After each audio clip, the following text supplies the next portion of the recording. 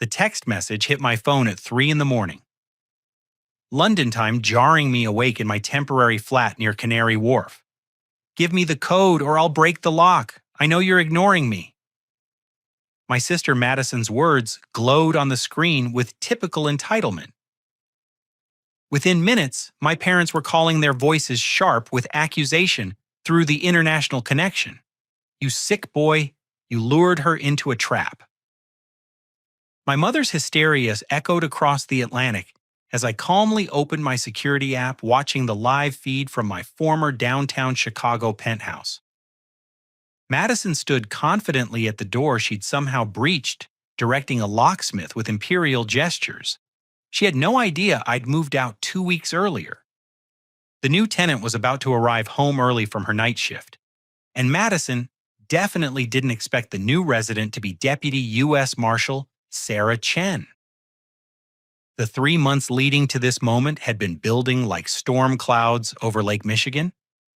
I'm Darian Walsh, 29 years old, working as a cybersecurity consultant for Fortune 500 companies.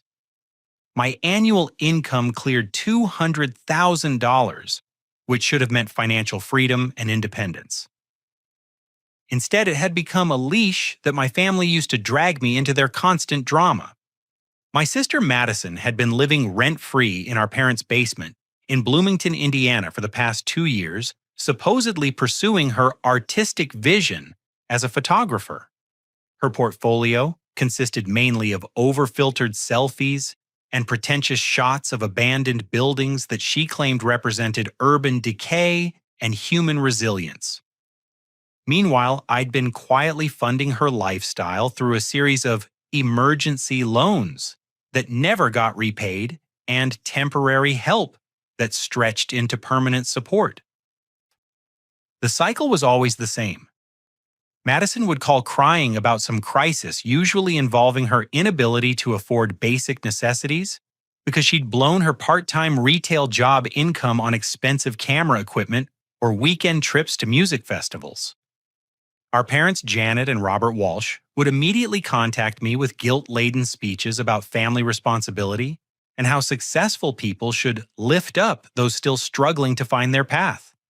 I'd been renting the luxury penthouse at Harbor Point Towers for 18 months, a gleaming 42nd floor unit with floor-to-ceiling windows overlooking Navy Pier and Lake Michigan. The monthly rent consumed nearly half my income, but the location was perfect for my consulting work. The building's conference rooms and high-speed internet infrastructure allowed me to host client meetings and manage complex cybersecurity implementations without maintaining expensive downtown office space. Madison discovered my address through her typical snooping methods during a family dinner last Christmas. She'd gone through my mail while I was helping Dad fix their furnace, memorizing the return addresses and building logos. Within days, she was posting social media content suggesting she practically lived in a downtown Chicago penthouse, sharing carefully cropped photos from my apartment that made it appear she was the primary resident. Her obsession with my living situation grew progressively worse throughout the winter. She'd invite friends over to our parents' house and casually mention her brother's place in the city, as if she had unlimited access. When pressed for details, she'd claim I'd given her keys and encouraged her to use the apartment whenever I traveled for business, which happened frequently with my consulting contracts. Our parents not only failed to correct these delusions, but actively encouraged them. They suggested I should share the apartment since I was gone, so often arguing that Madison needed inspiration for her photography and that downtown Chicago would provide better artistic opportunities than small-town Indiana. They painted my reluctance as selfishness, constantly reminding me how they'd sacrificed for my college education and how families should support each other during difficult times. The breaking point came 3 weeks ago when I received an unexpected opportunity that changed everything. TechSecure International, a London-based cybersecurity firm, offered me a 6-month consulting contract for their expansion into American markets. The salary was triple my usual rate, plus housing allowance and full relocation assistance. More importantly, It provided the perfect escape route from my family's increasingly toxic demands. I'd been planning my exit strategy for months, knowing that any advance warning would trigger massive family interference. Madison would demand to house sit the apartment our parents would guilt me into maintaining the lease for her benefit, and I'd return from London to find her permanently installed with a new set of unrealistic demands for continued support. Instead, I quietly arranged everything in secret. I terminated my lease early, forfeiting the $3,000 security deposit to ensure a clean break. My furniture went into climate-controlled storage, my mail forwarded to a private mailbox service, and my personal belongings shipped directly to London. The building management company, impressed by my perfect payment history and early termination notice, agreed to waive the standard 60-day notice requirement. The apartment's new tenant was Deputy U.S. Marshal Sarah Chen, a federal law enforcement officer who specifically chose Harbor Point Towers for its security features and proximity to the federal courthouse. She worked fugitive recovery operations, tracking down dangerous criminals who'd skipped bail or violated federal parole. Her schedule was unpredictable, often involving night raids and early morning court appearances, which made the building's 24-hour security and controlled access particularly appealing. Sarah had moved in exactly 2 weeks before Madison's break-in attempt, though my family remained completely unaware of the transition. I deliberately avoided mentioning my departure, knowing the information would immediately trigger demands for apartment access. My plan was to reveal the move after settling into my London routine, presenting it as a completed fact rather than a negotiable decision. Now, watching my security app from 5,000 miles away, I could see Madison's confident swagger as she directed the locksmith she'd hired. She'd brought multiple suitcases and moving boxes, clearly planning a permanent takeover rather than a temporary visit. Her body language radiated entitlement as she gestured toward the apartment door like a queen claiming her rightful throne. The locksmith, a weathered man in his 50s, seemed uncomfortable with the situation but continued working after Madison showed him what appeared to be official documentation. I realized she'd probably forged some kind of residency proof, using old utility bills or lease documents with my name, a federal crime she was committing with typical thoughtlessness about consequences. Through the security camera's audio feed, I could hear Madison on her phone with friends breathlessly describing her new place and how Darian had finally come to his senses about sharing family resources.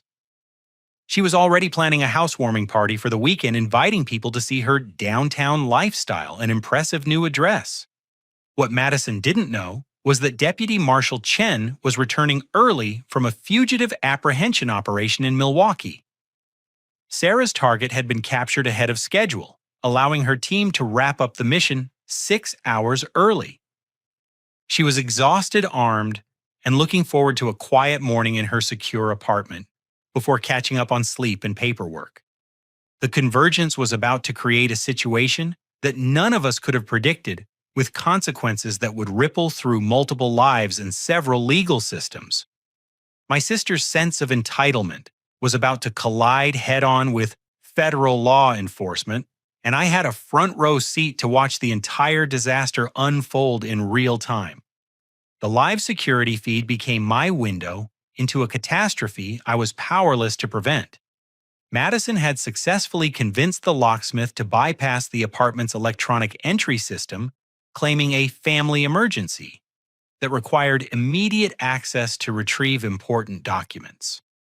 Her performance was masterful, complete with crocodile tears and urgent hand gestures that suggested a medical crisis requiring swift action. She'd arrived prepared for permanent occupation. Designer furniture purchased with credit cards linked to my old address was being wheeled through the lobby by moving crew members she'd hired for the day.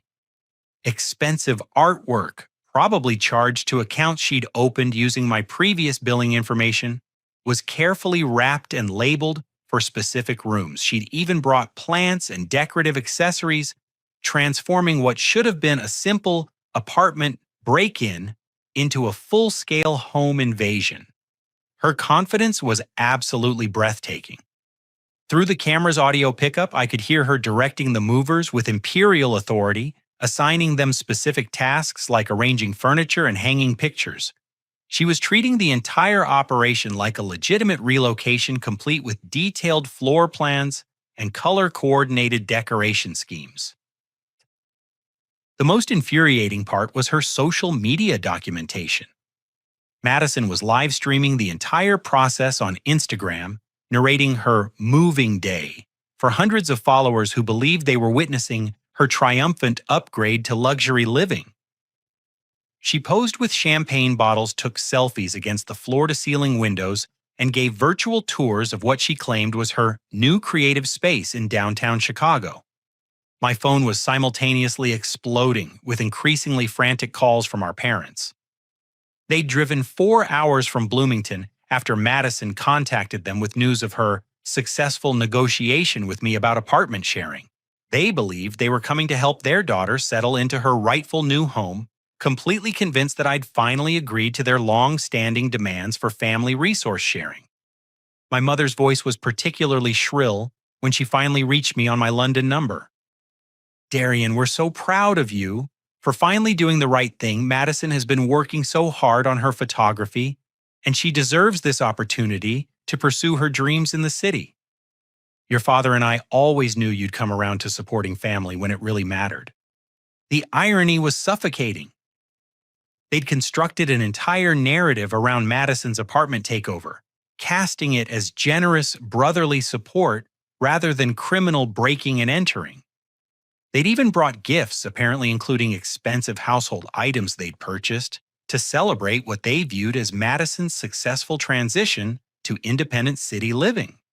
My father's subsequent call was filled with practical questions about building amenities, parking arrangements, and neighborhood safety. He was genuinely concerned about Madison's well-being in the big city, asking about grocery stores, public transportation, and reliable internet service for her photography business. The disconnect between their perception and reality was almost surreal. Meanwhile, Deputy Marshal Sarah Chen was finishing her paperwork at the federal courthouse, unaware that her secure apartment had been invaded by an entitled 26-year-old who believed federal law didn't apply to family emergencies. Sarah's night had been successful but exhausting. Her team had apprehended 3 fugitives in coordinated raids across Milwaukee, including a particularly dangerous individual who'd been evading federal custody for 8 months. Sarah's choice of Harbor Point Towers wasn't accidental.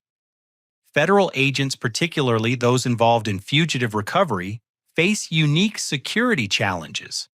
Their home addresses must remain confidential to protect against retaliation from criminals they've arrested or their associates seeking revenge. The building's controlled access, professional security staff, and comprehensive surveillance system provided the protection necessary for someone in her position.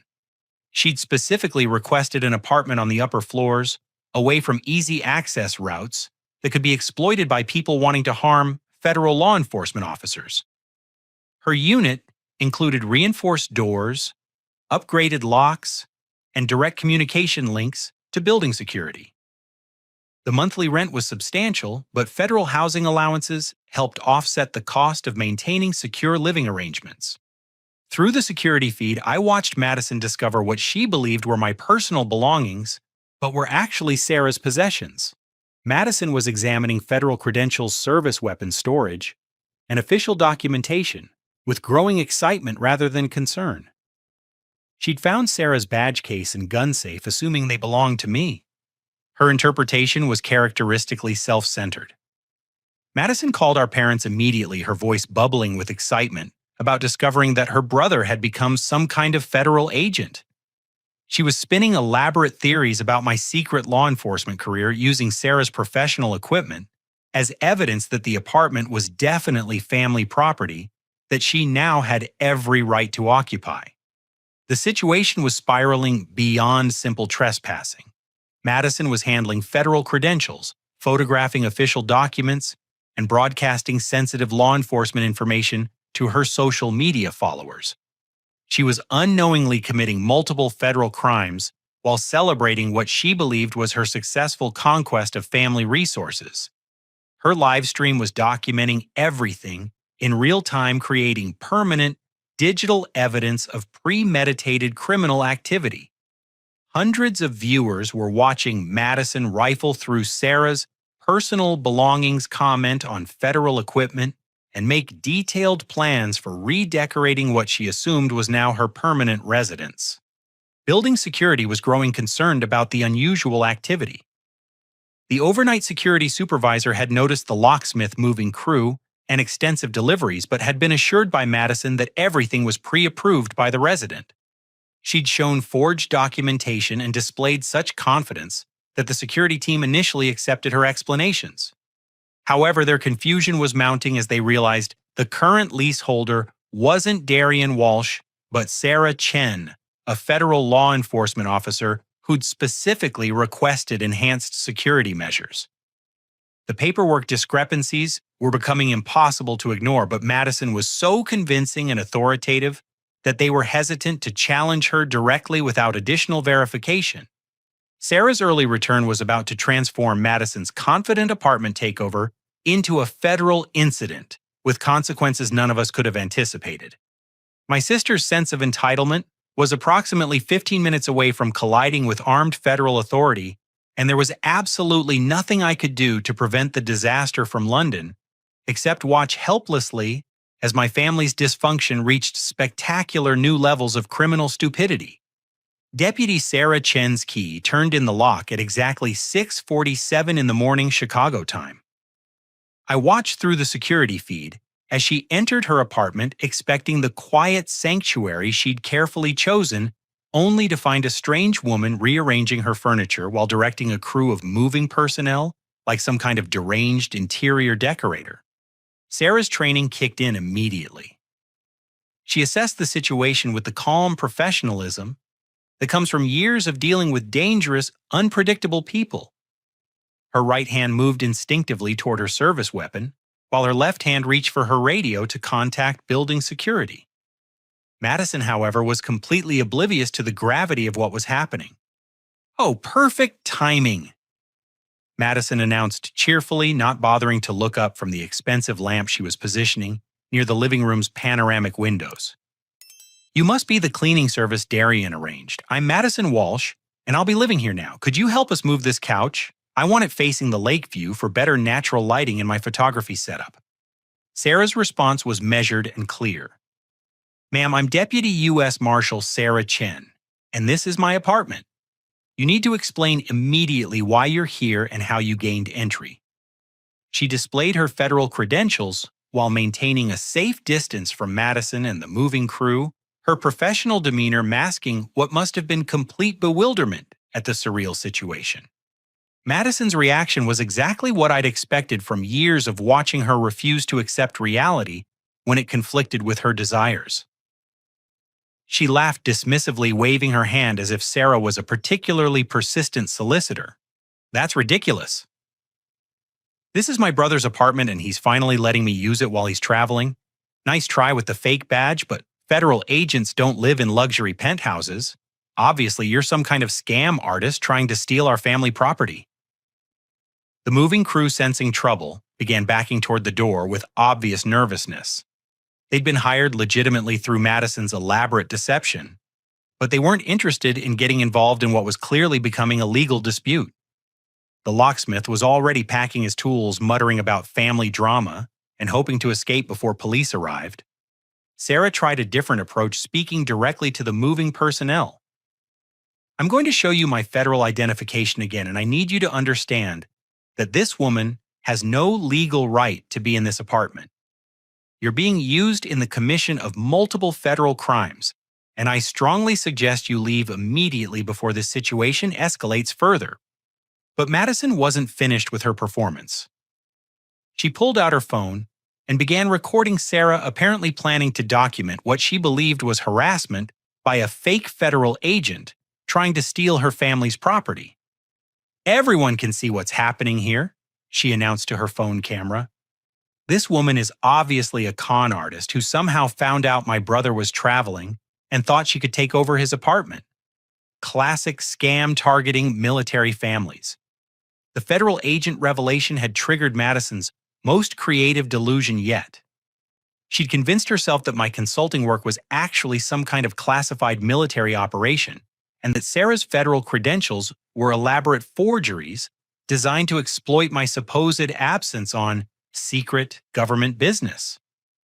Her narcissistic worldview simply couldn't accommodate the possibility that she was wrong about anything. Sarah made the decision to contact her supervisor while maintaining visual contact with Madison. Federal agents' homes are protected by specific laws that carry severe penalties, and Madison's break-in was quickly evolving into a major federal incident. She spoke quietly into her radio, requesting immediate backup and supervisor notification for a residential intrusion involving federal officer safety. Meanwhile, my parents were arriving in the building lobby, their arms full of housewarming gifts, and their faces beaming with pride about Madison's successful negotiation with me for apartment sharing privileges. They'd brought flowers, expensive wine, and a welcome mat embroidered with Madison's Chicago Adventure in flowery script. They were genuinely excited to see their daughter's new living situation and completely unprepared for the federal law enforcement crisis unfolding 42 floors above them. Building security was now fully alert to the problem. The overnight supervisor had contacted the day shift manager, who immediately pulled up the lease records and confirmed that Sarah Chen was the legitimate resident. They were reviewing security footage of Madison's forced entry, documenting the locksmith's involvement, and preparing incident reports for what was clearly going to become a law enforcement matter. Madison's social media audience was growing as word spread about her dramatic apartment confrontation. Her live stream viewers were offering commentary and advice, most of them urging her to stand her ground and don't let them intimidate you. The digital echo chamber was reinforcing her delusions while providing real-time documentation of federal crimes being committed. Sarah's backup was en route, but she had to manage an increasingly volatile situation with multiple unknown individuals in her secured residence. Madison was becoming more aggressive and demanding, insisting that Sarah prove her federal status by arresting someone or showing a warrant.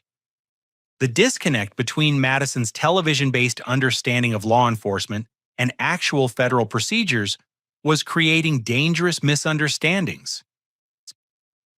The moving crew was trapped between conflicting authorities, both claiming legitimate control over the apartment. They'd been paid in advance by Madison and were reluctant to abandon expensive furniture they'd spent hours positioning. But Sarah's federal credentials and calm professional demeanor were clearly more credible than Madison's increasingly hysterical claims about family property rights. Through my security app, I could see the disaster reaching critical mass.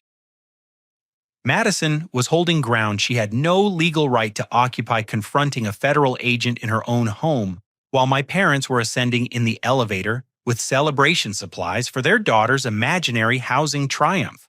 The collision between my family's entitled dysfunction and federal law enforcement was about to create consequences that would reshape all of our lives in ways none of us could have anticipated.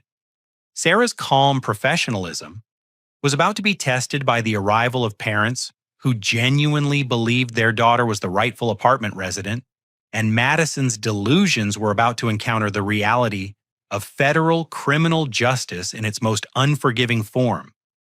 The elevator doors opened on the 42nd floor to reveal my parents, Janet and Robert Walsh, approaching what they believed was their daughter's triumphant, housewarming celebration. Instead, they walked directly into a federal law enforcement incident that was about to destroy their comfortable delusions about family dynamics and criminal consequences. "Madison, sweetheart," my mother called out cheerfully as she spotted her daughter through the open apartment door.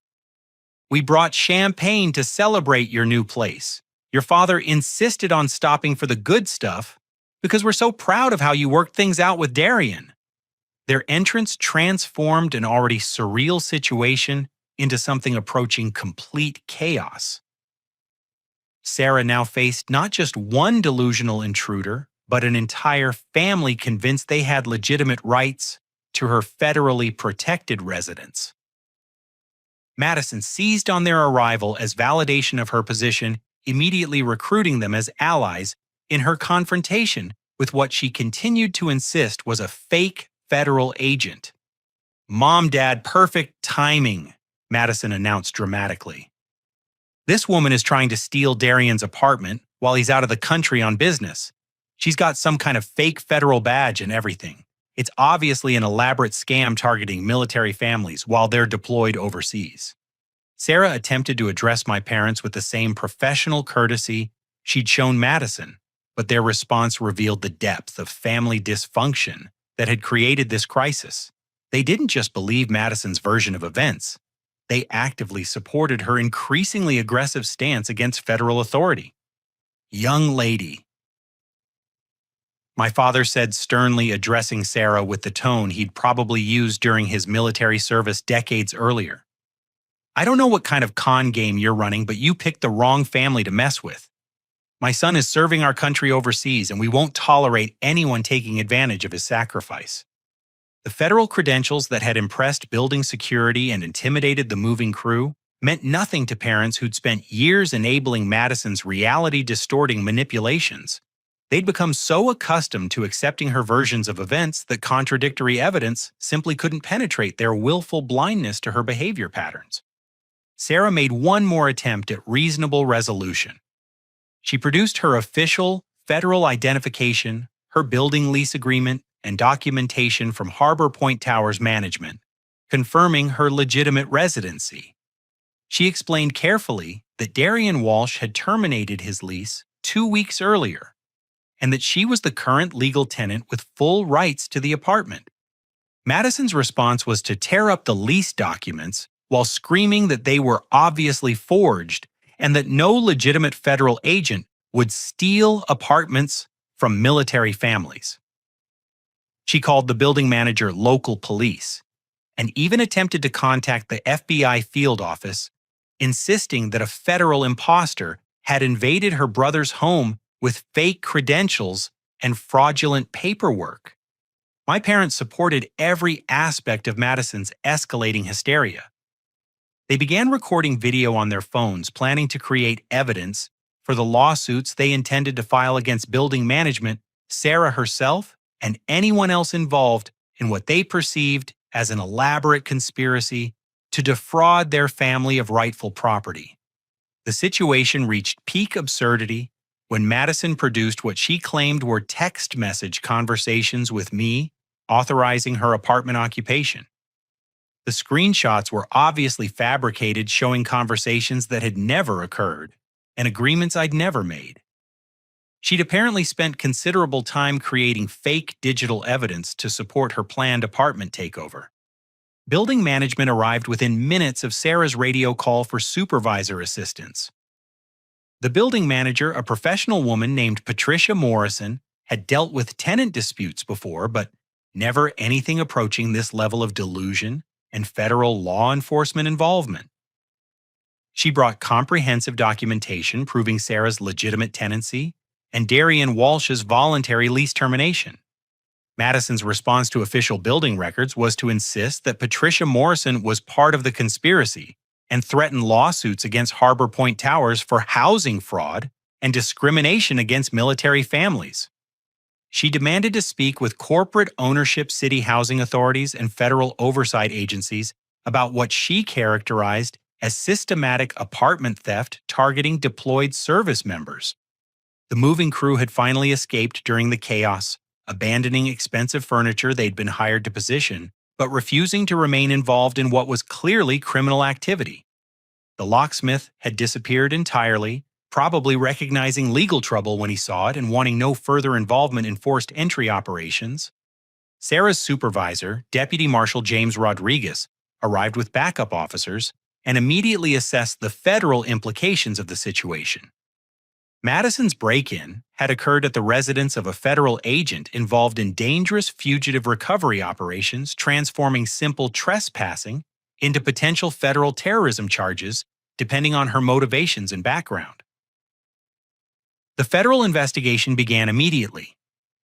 Sarah's residential security was compromised, requiring immediate threat assessment and potential relocation depending on whether Madison's actions were isolated family dysfunction or part of larger targeting against federal law enforcement personnel. The stakes were suddenly much higher than simple apartment invasion. Madison attempted to claim diplomatic immunity when she realized federal agents were treating her as a serious criminal rather than a family member resolving housing disputes. She insisted that my international government work provided family protection under treaties she couldn't name and demanded immediate contact with embassy officials to resolve what she characterized as an international incident. My parents continued supporting her increasingly bizarre legal theories, threatening to contact their senator, the State Department, and military advocacy organizations about federal harassment of service families. They genuinely believed they were protecting their daughter from government overreach rather than watching her commit serious federal crimes with potential terrorism implications. The discovery that changed everything came when Deputy Rodriguez found Madison's research materials.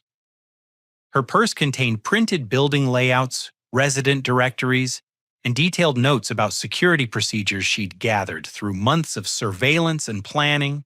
This wasn't spontaneous family drama, but premeditated criminal activity with federal agent targeting.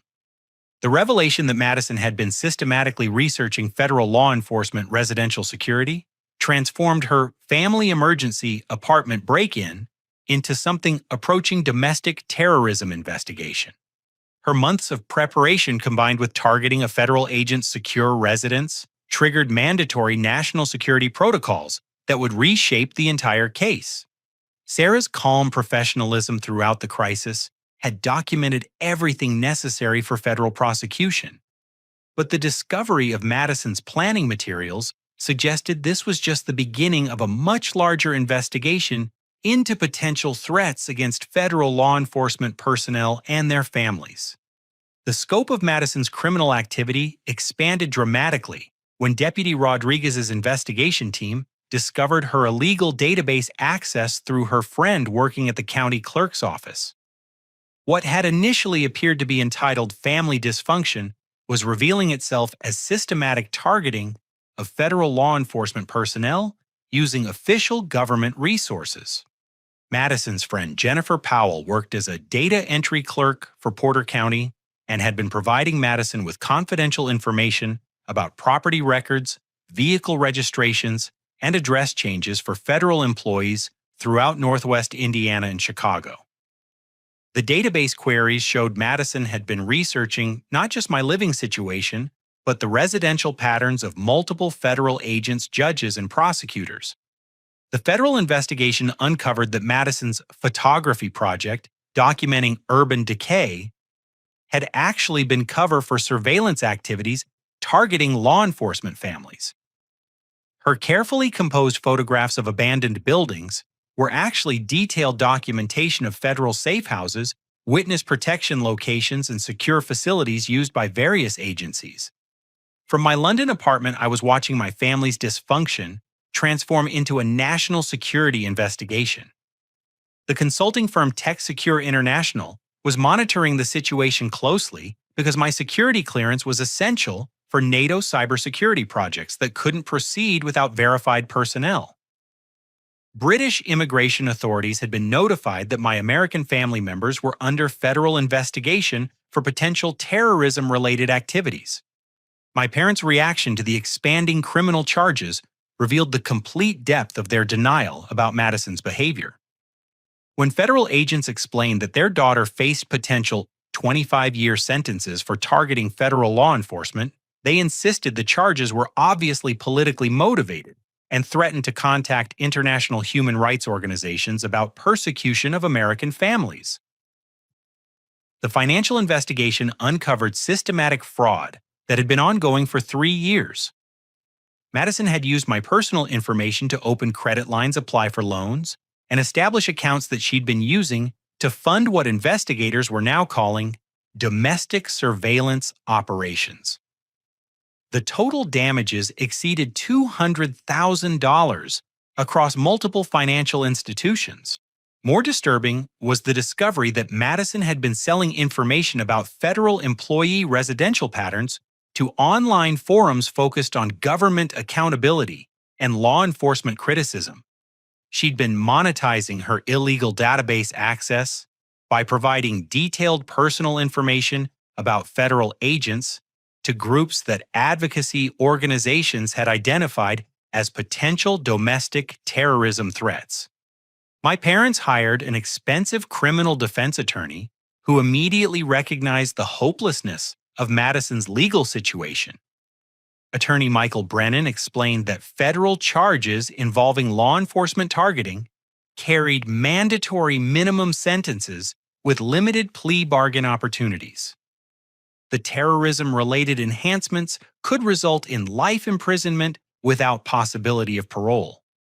The international complications became severe when British authorities learned that Madison's database searches had included information about federal agents working international cases involving British-American cooperation. Her illegal access had potentially compromised ongoing investigations, witness protection programs, and diplomatic security arrangements between allied nations.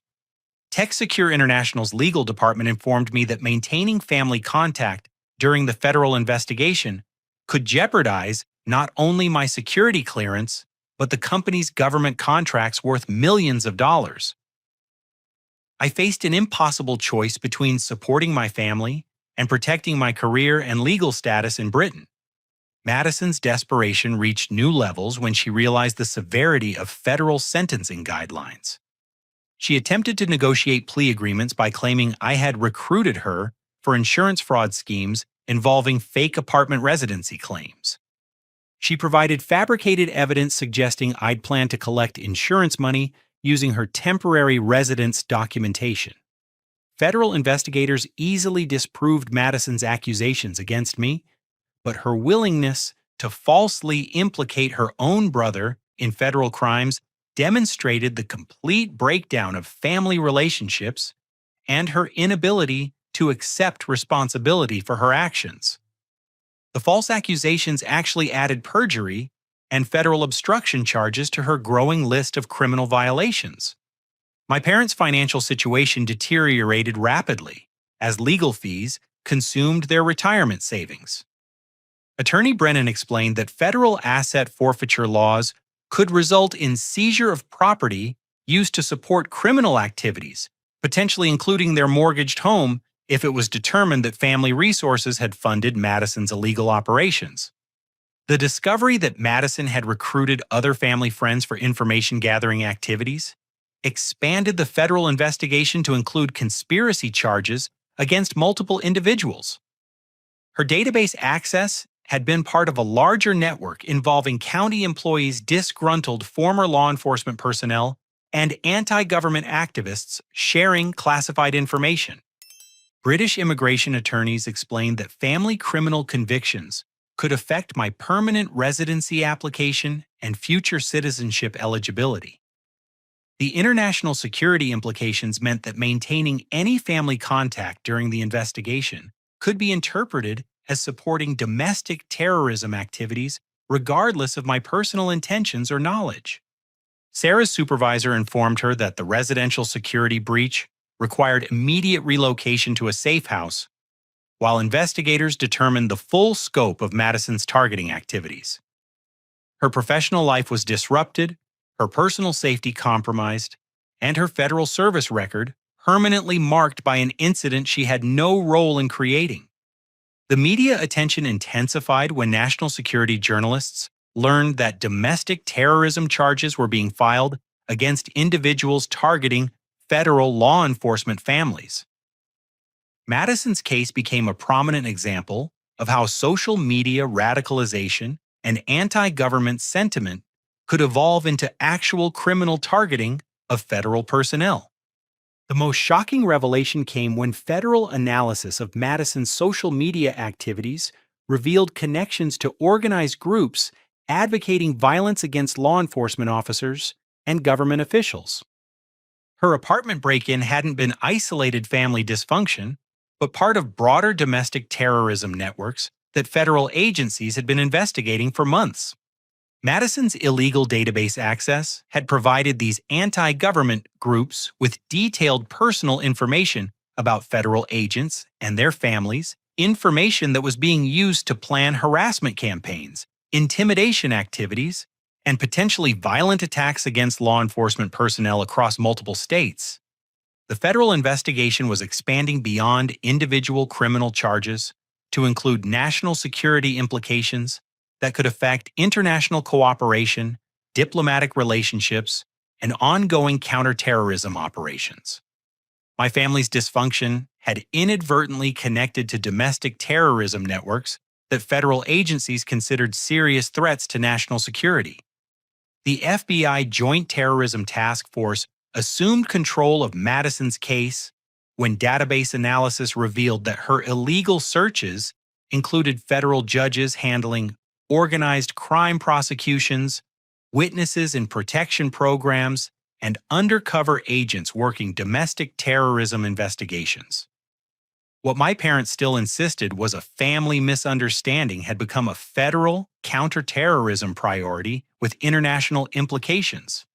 Special Agent Diana Castellanos, the task force supervisor, explained to me, via secure international communication, that Madison's targeting pattern matched known domestic terrorism methodologies used by anti-government extremist groups. Her systematic collection of federal employee personal information, combined with her social media connections to radical organizations, had triggered the highest levels of federal security protocols. My parents faced their own federal investigation when agents discovered that Robert's military background and extensive gun collection had been used to establish credibility within anti-government online communities, where Madison shared stolen federal employee information. They weren't just enabling Madison's criminal behavior. They'd unknowingly become part of domestic terrorism networks, targeting law enforcement families. Federal agents seized my parents' computers, phones, and financial records as part of the expanding investigation. Their threatening phone calls to Sarah were being analyzed for domestic terrorism indicators, and their social media activities were reviewed for connections to anti-government groups and law enforcement targeting operations. Madison's attempt to represent herself in federal court created additional complications when she began filing pro-SE motions demanding sisters' rights and apartment inheritance laws, while facing federal terrorism charges. Her complete disconnect from legal reality was providing prosecutors with evidence of either incompetency or deliberate obstruction of federal proceedings. The international pressure on my situation intensified when NATO security officials learned that my family members were under federal terrorism investigation. The cybersecurity projects I was consulting on involved classified information sharing between allied nations, and my family's criminal activities created potential security vulnerabilities that required immediate resolution. British authorities conducted their own investigation into my background and security status, questioning my fitness for continued work on sensitive international projects. The American Criminal Family Association could affect not only my personal immigration status, but Britain's willingness to share classified information with American contractors who had compromised family situations. Madison's jail phone calls revealed the most disturbing aspect of her criminal mindset. She was actively recruiting other inmates to continue harassment against Sarah after release, planning what she called a justice campaign against federal agents who destroy families. These recorded threats added federal witness intimidation charges that carried potential life sentences. The financial investigation uncovered that Madison had been receiving payments from anti-government organizations for her stolen federal employee information. Her art photography business was actually a front for domestic terrorism financing, with payments disguised as legitimate commercial transactions for creative services. Federal psychologists evaluated Madison for trial competency and found evidence of narcissistic personality disorder combined with anti-government radicalization that made her genuinely believe her criminal activities were justified resistance against federal tyranny. She showed no remorse for endangering federal agents and their families. Sarah's professional life was permanently altered by Madison's targeting activities.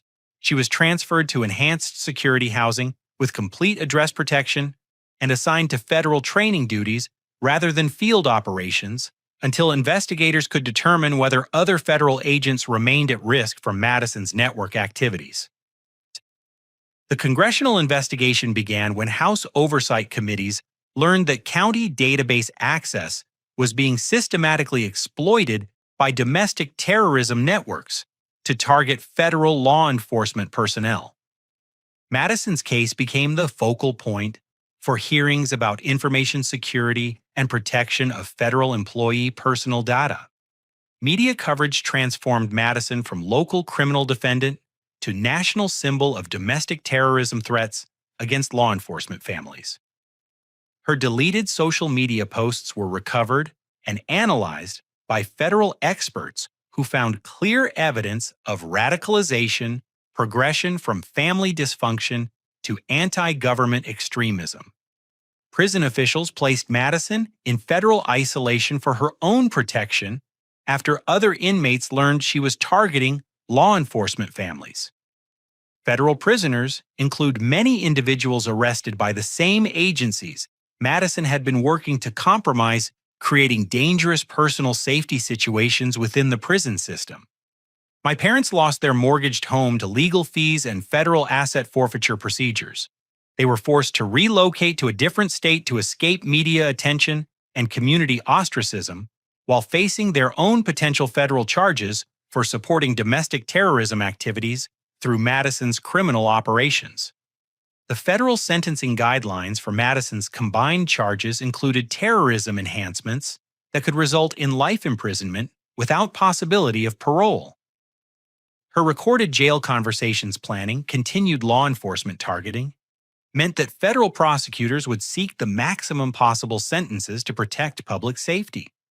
International security officials informed me that maintaining any family contact during the ongoing investigation could be interpreted as supporting domestic terrorism activities regardless of my personal intentions. The choice between family loyalty and professional survival had become a choice between family and potential criminal charges. Federal investigators discovered that Madison's targeting activities had compromised ongoing investigations, endangered witnesses in protection programs, and potentially contributed to security breaches that affected national security operations. The full scope of damage from her criminal network was still being assessed by federal agencies. The realization that my family's dysfunction had evolved into actual domestic terrorism targeting federal law enforcement created a permanent separation that couldn't be bridged by traditional family reconciliation. Madison's radicalization had destroyed not just her own life, but the entire family structure that had enabled her destructive progression. Federal District Judge Patricia Hawkins sentenced Madison to 28 years in federal prison without possibility of parole for the first 20 years.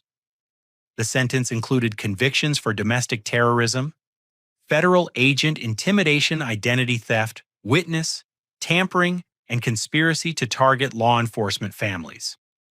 Judge Hawkins specifically noted Madison's complete lack of remorse and her continued threats against federal personnel even while facing trial. The defendant has shown a pattern of escalating criminal behavior that poses ongoing threats to federal law enforcement officers and their families, Judge Hawkins stated during sentencing. Her systematic targeting of federal agents' personal information, combined with her connections to domestic terrorism networks, requires the maximum sentence allowed under federal guidelines to protect public safety. Madison's final statement to the court demonstrated the complete failure of her narcissistic worldview to accept responsibility for her actions. She insisted that federal agents had destroyed her family and that her imprisonment represented government persecution of citizens seeking accountability from law enforcement agencies. Her lack of remorse guaranteed that parole consideration would be denied repeatedly throughout her incarceration. My parents faced federal charges as co-conspirators in Madison's domestic terrorism activities. Robert received 18 months in federal prison for providing weapons-related expertise to anti-government networks, while Janet received 12 months for money laundering related to payments Madison received for stolen federal employee information.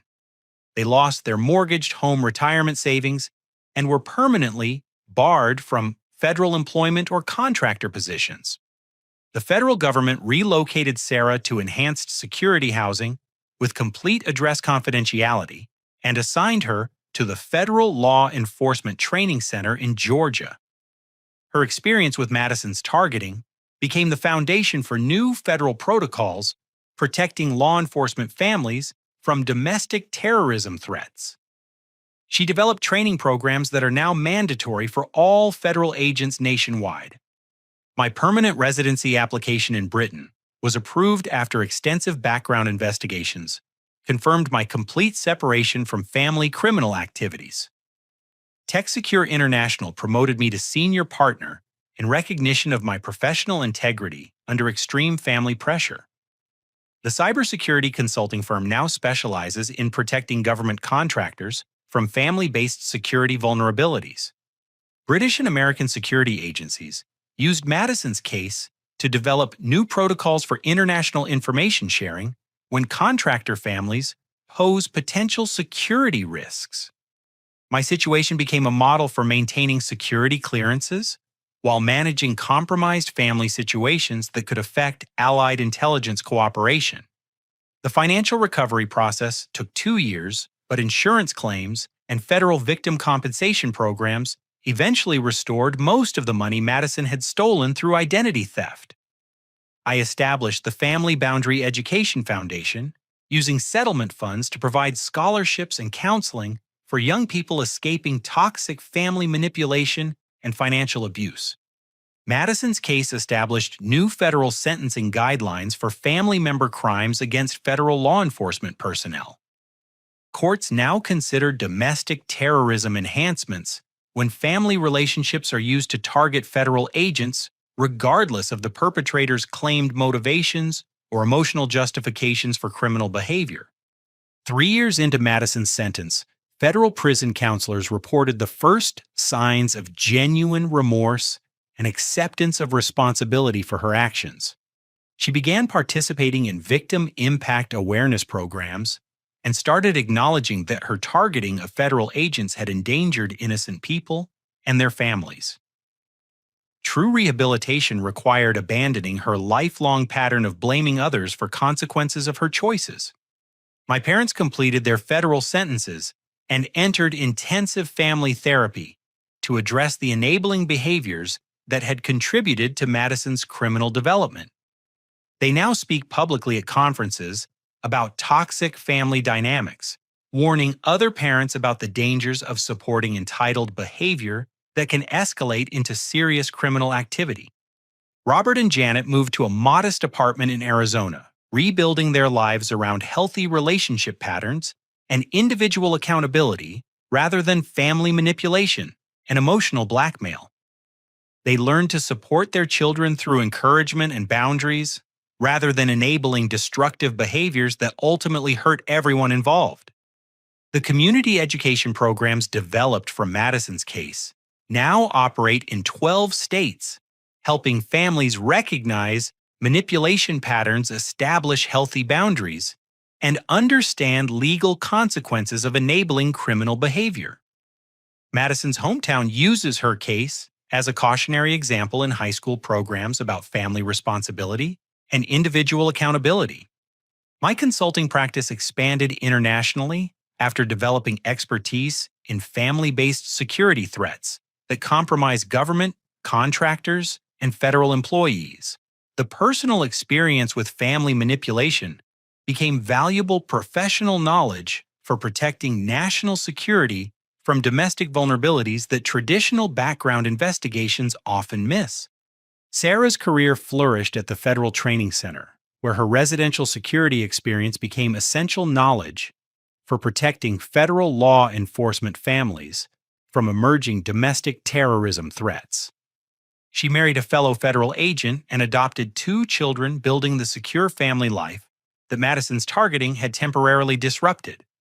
5 years after Madison's sentencing, I visited my parents in Arizona for the first time since the federal investigation began. They had genuinely transformed their approach to family relationships, supporting individual growth rather than demanding emotional or financial sacrifice. We built new relationships based on mutual respect rather than guilt and manipulation.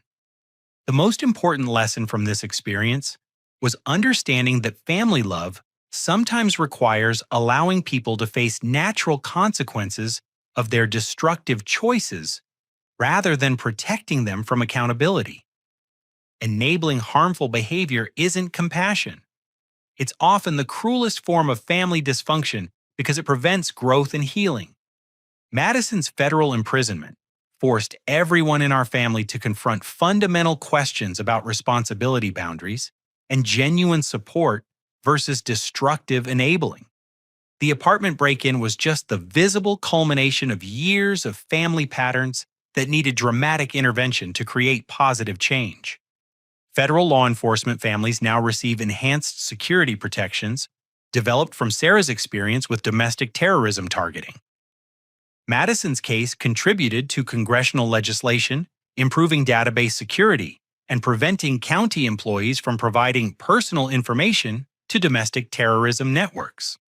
7 years later, Madison will become eligible for parole consideration, but federal guidelines require demonstrated rehabilitation and victim impact acknowledgement that may take many more years to achieve. Her case continues serving as a federal training example for domestic terrorism prosecution and family-based security threat assessment. The apartment that started this entire crisis now houses a federal judge who specifically chose the location because of its enhanced security measures developed after Madison's targeting activities. Harbor Point Towers became a model for residential security protecting federal law enforcement personnel from domestic terrorism threats. The most profound realization was that setting boundaries isn't abandonment. It's often the most loving action possible when family members engage in destructive behavior. True family support requires honesty, accountability, and sometimes the courage to let people experience consequences that motivate genuine change and personal growth. Our story demonstrates that family loyalty doesn't require accepting criminal behavior or sacrificing individual well-being to enable destructive patterns. Sometimes the most loving thing family members can do is refuse to participate in manipulation while remaining open to healthy relationships based on mutual respect and individual responsibility. Have you ever had to set difficult boundaries with family members whose behavior was affecting your life negatively? I'd love to hear your thoughts in the comments about how you handled challenging family situations while maintaining your own integrity and well-being. If this story resonated with your experiences, please give it a like to help others who might be dealing with similar family dynamics. Don't forget to subscribe for more real-life stories about overcoming difficult situations and building healthier relationships. Your subscription helps me continue sharing experiences that might help others navigate complex family challenges with wisdom and courage. Please share this story with anyone who might benefit from understanding how healthy boundaries and personal accountability can transform even the most dysfunctional family situations into opportunities for genuine growth and positive change. Thank you for listening to my story, and I wish you wisdom and strength in building the healthy, respectful relationships you deserve in your own life